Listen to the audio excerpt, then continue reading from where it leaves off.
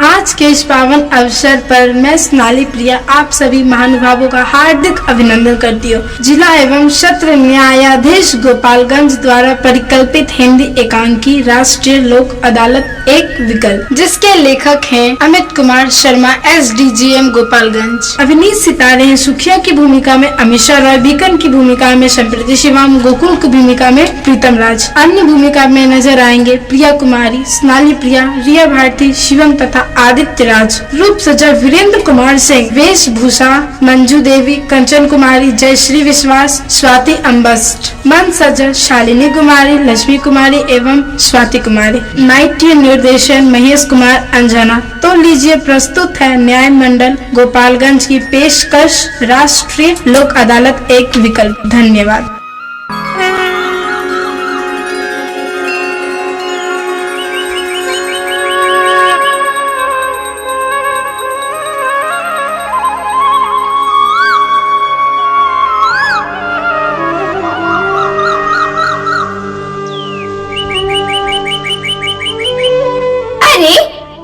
सवेरे जाग गए, कोनो बात है का? नहीं भाग्यवान, ऐसा कोनो बात नहीं है, बस नींद खुल गई तो जग गए। अच्छा जी, वो अपनी पोखरिया वाली जमीन, अरे जिस पर मुकदमा चल रहा है, उसका कुछ उम्मीद है कि नहीं? देखो जतन तो हो रहा है, आगे ऊपर वाले की मर्जी। एक बात कहूँ? हाँ कहो भाग्यवान।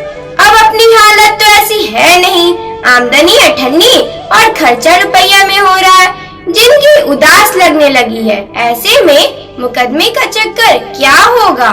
अब ये बात तो तुम्हारे प्रभु ही बता पाएंगे, रोज उनसे प्रार्थना जो करती रहती हो। अब लो, ये बीच में प्रभु को क्यों ला रहे हो? प्रभु ने थोड़ी ही कहा है कि तुम उदास रहा करो। पगली, प्रभु के नाम पर बुरा मान गई। हाँ प्रभु, तेरी मर्जी का क्या, तेरी रजा भी मालूम नहीं, जिंदगी की उदासी बढ़ क्यों रही मालूम नहीं। बीकन भैया, ओ बीकन भैया।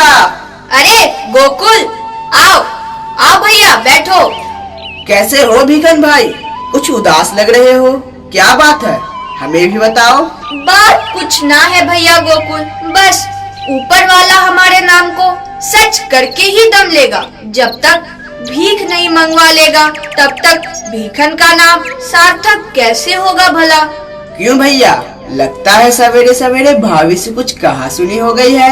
अब गोकुल भाई लगे नाम से मजाक करने, तुम्हें तो हर समय चुहलबाजी ही सूझता है, मगर मजाक में कभी कभी तुम सच भी बोल देते हो। क्या सच कह रहे हो बीकन भैया? मगर इस समय मेरे दुख का कारण तुम्हारी भाभी नहीं है। तो फिर? मेरे हालात पर इतना ना हंस ऐ बेखबर नौजवान, और भी सितमगर हैं इस दुनिया में बीवी के सिवा। फिर ऐसी क्या बात हो गई जो तुम अपने दोस्त से भी नहीं कह सकते? अब क्या बतावे गोकुल भैया। क्यों, क्या जुए में पैसे हार गए? मैंने कहा था जुआ बुरी आदत है, पर अरे नहीं भैया, हम जुआ नहीं खेलते, काहे कि हमको पता है कि जुआ खेलना एक अपराध है। भैया, इस बुरी आदत से कोसों दूर है हम। तो फिर कहीं तुम्हारी उदासी का कारण शराब तो नहीं? हाँ, अब समझा। जब से बिहार में पूर्ण शराबबंदी की गई है तो उदासी होगी ही। अरे नहीं भैया, क्या तुम्हें मालूम नहीं हम शराब नहीं पीते? क्योंकि हमें मालूम है शराब भी एक बुरी आदत है। तो क्या तुमने कुछ ऐसा शौक अपने नाम कर लिया है, यानी बखूबी अपनी बर्बादी का इंतजाम कर लिया है? शौक?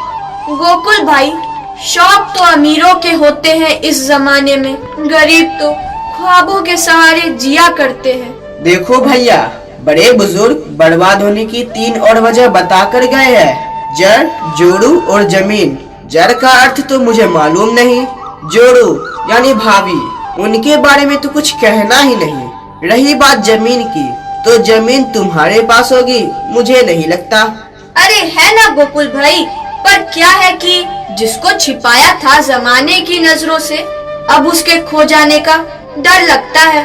ओ समझा, कोई कैसे बताए कि किसने कौन सा चेहरा लगा रखा है। हमारे फटीचर दोस्त ने तो काफी माल छुपा रखा है।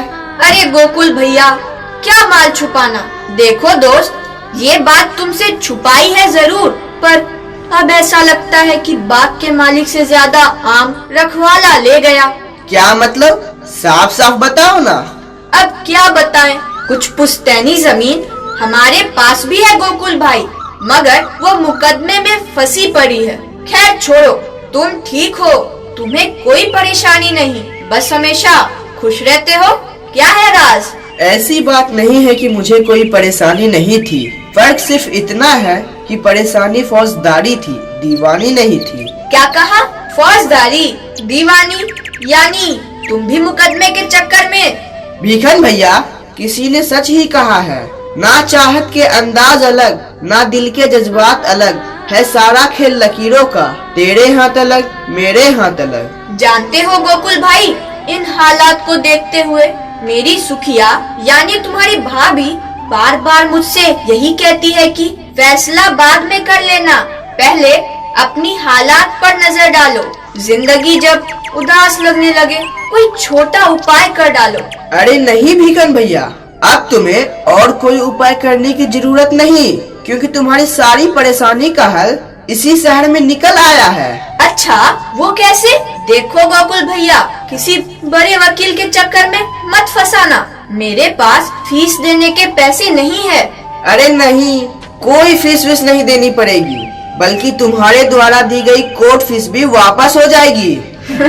देखो गोकुल भैया, मुफलिसी में मजाक बहुत बड़ा पाप होवे है। अरे मैं मजाक नहीं कर रहा हूँ भीखन भाई, ये सच है। गोकुल भाई, ये तो हुई दीवानी मुकदमे की बात, मगर मुझ पर तो बैंक का कर्ज भी बकाया है, और तो और बेटी के ब्याह वाला मुकदमा है सो अलग, उसका क्या? हाँ भाई, तुम्हारे सारे मुकदमे समाप्त हो जाएंगे, क्योंकि हर तरफ अब अमन की आबो हवा का मंजर होगा। जुल्मो सितम के उठते सिर पे इंसाफ का खंजर होगा। देखो गोकुल भैया, सपने मत दिखाओ। क्या ये संभव है तो कैसे? राष्ट्रीय लोक अदालत से। राष्ट्रीय लोक अदालत? ये क्या बला है? राष्ट्रीय लोक अदालत कोई बला नहीं, बल्कि न्याय का सुलह विकल्प है। मतलब सुलह समझौता, बीच बचाव का रास्ता तथा लोक अदालत द्वारा मामलों का तुरंत निपटारा। क्या? इसमें सभी प्रकार के सुलहयोग मुकदमों का फौरन निपटारा होता है। क्या?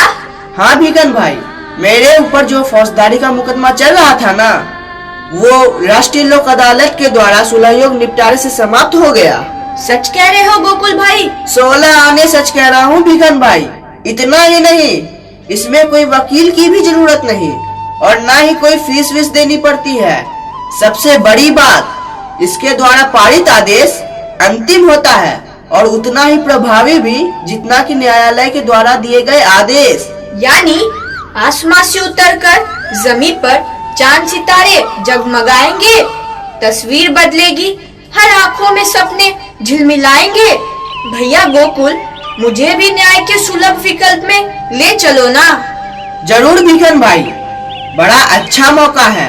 दिनांक 12 नवंबर को गोपालगंज व्यवहार न्यायालय में राष्ट्रीय लोक अदालत का आयोजन किया गया है। अरे तो देर किस बात की, चलो चलते हैं। हाँ भीखन भाई, चलो। भीखन भाई, तुम्हारे आंखों में आंसू, ये आंसू किस लिए भाई? बहुत रोई हैं ये आंखें उन आंसुओं के लिए जो निकलते हैं खुशी का हद पार हो जाने के बाद। नहीं सोचा था कभी लगेगी राष्ट्रीय लोक अदालत यहाँ जोड़ेगा गोपालगंज को इतिहास से वर्षों गुजर जाने के बाद। लोक अदालत की नियम बेंच द्वारा भिखन के सारे मुकदमों को सुलह और समझौते के आधार पर निपटारा कर दिया जाता है।